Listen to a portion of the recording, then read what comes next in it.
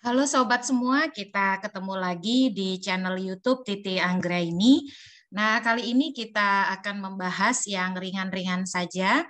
Apa yang kita bahas kali ini merupakan kelanjutan dari ulasan pemilu sebelumnya yang kita sudah sempat membedah tentang regulasi pemilu dan pilkada 2024, tahapan dan jadwal pemilu 2024, masalah-masalah hukum pemilu dan pilkada, sistem pemilu 2024, dan sekarang kita akan membedah peserta pemilu dan pilkada 2024.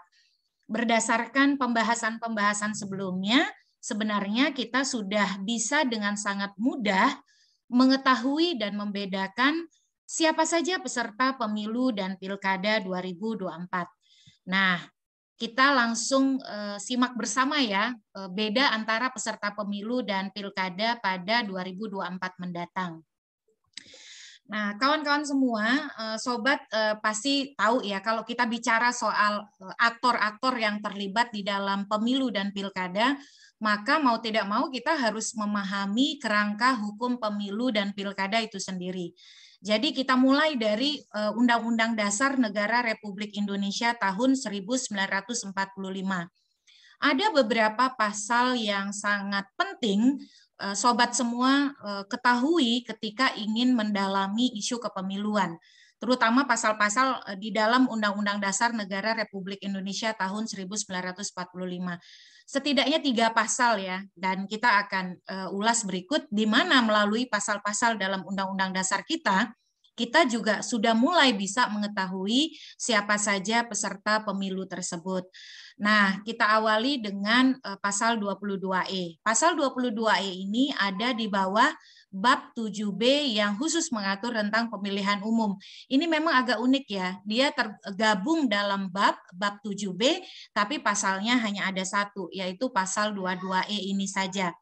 Nah, mari kita lihat pasal 22E yang merupakan bagian dari bab 7B tentang pemilihan umum Undang-Undang Dasar Negara Republik Indonesia tahun 1945. Pasal 22E ini terdiri dari 6 ayat ya, di mana ayat pertama itu bicara tentang asas pemilu. Asas pemilu ada 7 ya, langsung, umum, bebas, rahasia, jujur, adil, dan setiap 5 tahun sekali. Langsung, umum, bebas, rahasia, jujur, adil, dan satu lagi adalah reguler atau berkala atau periodik setiap 5 tahun sekali. Memang kalau di undang-undang pemilu kita ataupun undang-undang pilkada asasnya itu berkurang ya. Setiap 5 tahun sekalinya tidak muncul. Hanya yang sering dituliskan itu atau yang dituliskan bahwa asas pemilu itu ada 6. Langsung, umum, bebas, rahasia, jujur, dan adil. Setiap 5 tahun sekali atau asas periodik atau berkala atau reguler ini sering tidak dicantumkan. Nah, yang kedua, tentang pemilihan umum diselenggarakan untuk memilih apa.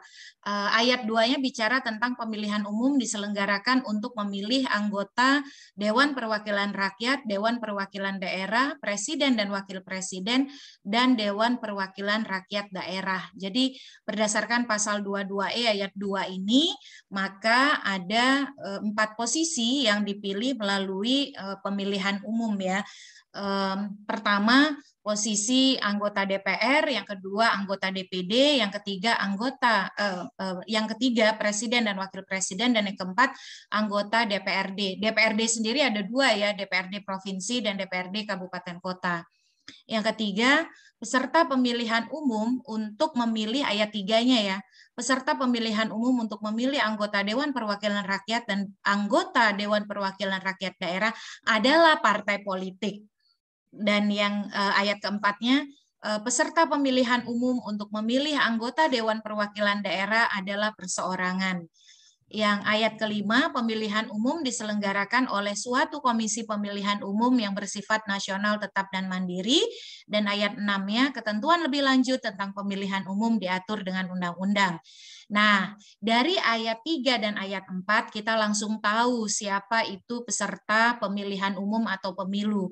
Ayat 3 jelas menyebut bahwa peserta pemilu untuk memilih anggota DPR dan DPRD adalah partai politik. ayat 4-nya, peserta pemilu untuk memilih anggota DPD adalah perseorangan. Nah, ayat 5 kan bicara soal penyelenggara, dan ayat 6 ketentuan lebih lanjut tentang pemilihan umum diatur dengan undang-undang. Undang-undang yang mengatur lebih lanjut tentang pemilihan umum yang saat ini berlaku menuju pemilu 2024 adalah Undang-Undang Nomor 7 Tahun 2017 tentang pemilihan umum. Jadi dari pasal 22E Undang-Undang Dasar kita saja, kita langsung tahu peserta pemilu untuk dua pemilu. Pertama, pemilu DPR dan DPRD, pesertanya adalah partai politik. Yang kedua, peserta pemilu untuk pemilu anggota DPD, pesertanya adalah perseorangan. Tinggal kemudian siapa peserta pemilu untuk pemilu presiden dan wakil presiden serta pilkada ya. Kita simak pasal Undang-Undang Dasar berikutnya yang berkaitan dengan itu. Nah, pasal kedua yang sering sekali dirujuk kalau kita bicara pemilu dan referensinya adalah Undang-Undang Dasar, maka itu adalah pasal 6A.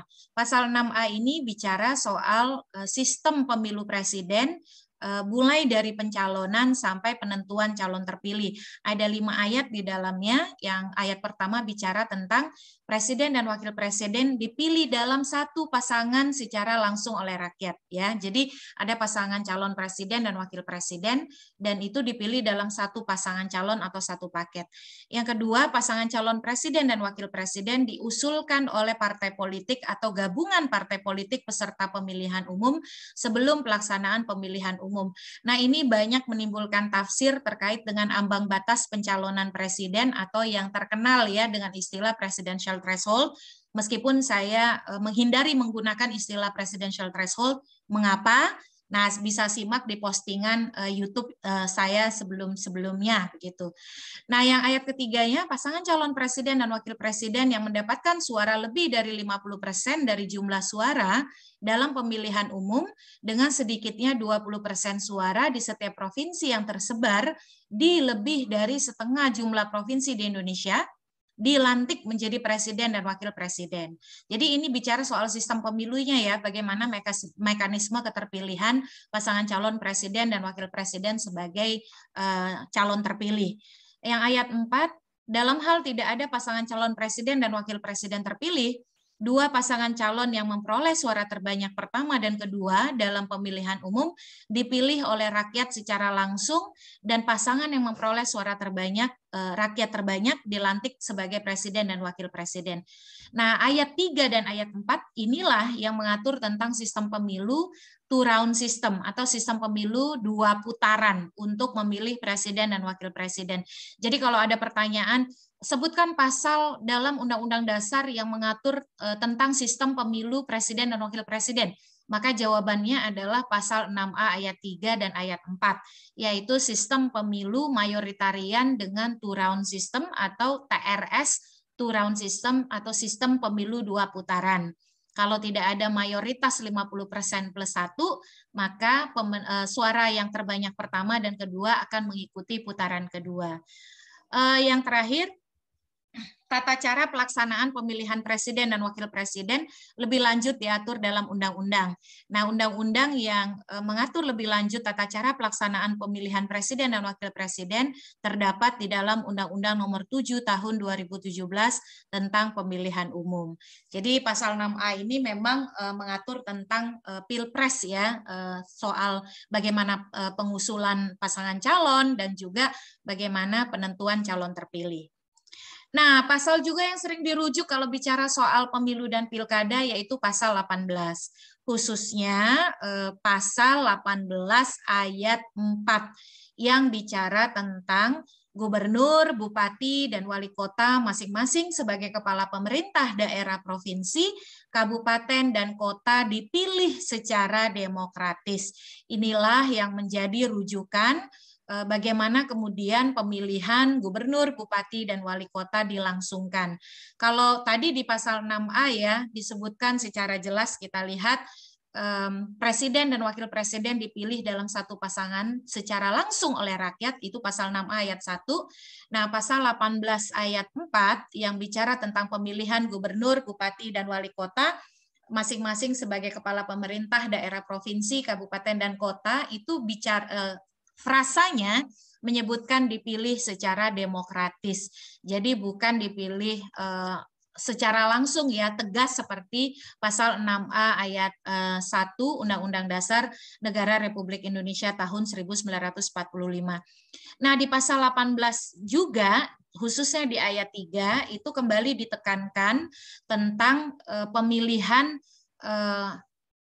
anggota DPRD, anggota Dewan Perwakilan Rakyat Daerah yang dilakukan melalui pemilihan umum. Bunyi normanya seperti ini ya, pasal 18 ayat 3. Pemerintahan daerah provinsi, daerah kabupaten, dan kota memiliki Dewan Perwakilan Rakyat Daerah yang anggota-anggotanya dipilih melalui pemilihan umum. Nah, ini bisa terlihat ya penegasan perbedaan antara ayat 3 dan ayat 4. Ayat 3 langsung menyebutkan pemilihan anggota DPRD melalui pemilihan umum, sementara ayat 4-nya pemilihan gubernur, bupati, dan wali kota dipilih secara demokratis. Nah, jadi ini sobat semua ya, yang kita perlu ketahui kalau kita ingin memahami soal pemilu dan pilkada sebagaimana pengaturan di dalam Undang-Undang Dasar Negara Republik Indonesia tahun 1945. Nah, sekarang kalau begitu tadi kan di pasal 22E sudah jelas tuh siapa peserta pemilu DPR dan DPRD serta pemilu DPD. Lantas siapa peserta pemilu presiden dan wakil presiden, juga peserta pemilihan kepala daerah dan wakil kepala daerah. Nampaknya baik pasal 6A atau pasal 18 tidak terlalu eksplisit menyebut siapa pesertanya ya. Ternyata pengaturannya terdapat di dalam pasal 1 angka 27 Undang-Undang Nomor 7 Tahun 2017 tentang pemilihan umum. Jadi di pasal 1 angka 27 ini disebutkan bahwa peserta pemilu adalah partai politik untuk pemilu anggota DPR, anggota DPRD provinsi, anggota DPRD kabupaten kota, perseorangan untuk pemilu anggota DPD, dan pasangan calon yang diusulkan oleh partai politik atau gabungan partai politik untuk pemilu presiden dan wakil presiden. Jadi penegasan dari pasal-pasal Undang-Undang Dasar diturunkan di dalam pasal 1 angka 27 Undang-Undang Nomor 7 Tahun 2017 tentang pemilihan umum saat bicara tentang siapa itu peserta pemilu. Jadi jelas ya, ini kita bisa tahu bedanya. Kalau pemilu anggota DPR, DPRD provinsi, dan anggota DPRD kabupaten kota, itu pesertanya adalah partai politik. Sedangkan peserta pemilu anggota DPD adalah perseorangan. Dan peserta pemilu presiden dan wakil presiden adalah pesertanya pasangan calon yang diusulkan oleh partai politik atau gabungan partai politik. Jadi ini pengaturan lebih detail tentang siapa itu peserta pemilu di dalam Undang-Undang Nomor 7 Tahun 2017 tentang pemilihan umum, khususnya pasal 1 angka 27. Nah, ini semua bisa kita lihat ya, siapa peserta pemilunya dalam kerangka dalam dasar hukum yang digunakan dalam penyelenggaraan pemilu dan pilkada 2024. Untuk pemilu dan pilkada, ingat dasar hukumnya berbeda. Ulasan lebih lanjut ada di dalam postingan saya sebelumnya. Nah, sobat semua, ini yang kita sudah bahas ya terkait dengan peserta pemilu dan pilkada 2024. Lalu kalau begitu di dalam tadi kan kita baru bahas peserta pemilunya saja ya. Beda antara peserta pemilu DPR, DPRD yang adalah partai politik, peserta pemilu DPD yang adalah perseorangan, serta peserta pemilu presiden dan wakil presiden yang adalah pasangan calon yang diusulkan oleh partai politik atau gabungan partai politik. Nah, siapa peserta pemilu untuk pilkada? Peserta pemilu untuk pilkada atau pemilihan kepala daerah dan wakil kepala daerah itu diatur di dalam Undang-Undang Nomor 1 Tahun 2015 yang sudah diubah 3 kali dengan Undang-Undang Nomor 8 Tahun 2015, Undang-Undang Nomor 10 Tahun 2016, dan Undang-Undang Nomor 6 Tahun 2020. Peserta untuk pemilihan gubernur, bupati, dan wali kota adalah pasangan calon yang diusulkan oleh partai politik atau gabungan partai politik atau pasangan calon yang maju dari jalur perseorangan. Jadi bedanya antara Pilpres dan Pilkada, kalau di Pilpres pasangan calon itu hanya diusulkan oleh partai politik atau gabungan partai politik. Namun kalau di Pilkada, pasangan calon itu bisa diusulkan oleh partai politik atau gabungan partai politik atau maju dari jalur perseorangan. Nah, itu bedanya ya.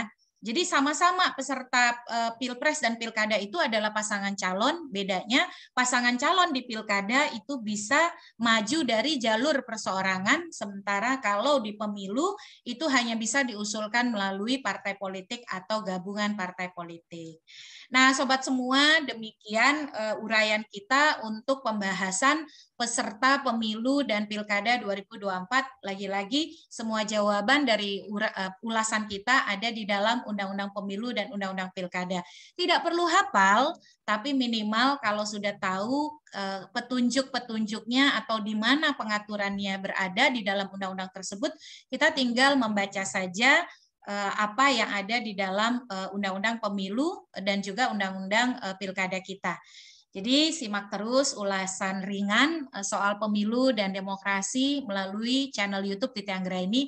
Kita bahas yang ringan-ringan saja, dari yang ringan-ringan kita akan lebih bisa memahami yang berat-berat begitu ya, karena tidak ada yang berat kalau yang ringan bisa kita kuasai dengan baik. Sampai ketemu di ulasan pemilu dan demokrasi berikutnya. Kalau ada saran tentang tema yang perlu kita diskusikan, tulis di kolom komentar ya, kita akan coba urai bersama. Sampai ketemu. Wassalamualaikum warahmatullahi wabarakatuh.